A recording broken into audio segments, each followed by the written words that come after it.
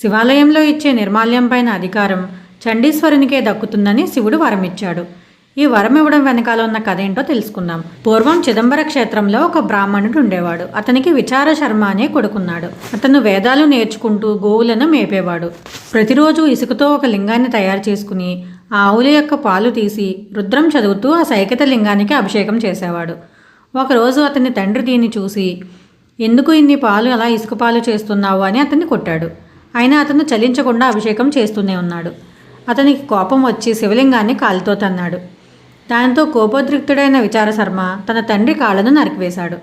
దాంతో అతను మరణించాడు. అప్పుడు పరమశివుడు పార్వతీ సమేతంగా ప్రత్యక్షమై, నువ్వు తపస్సు చేయకపోయినా కూడా నీ భక్తికి మెచ్చి నేను వరమిస్తున్నాను.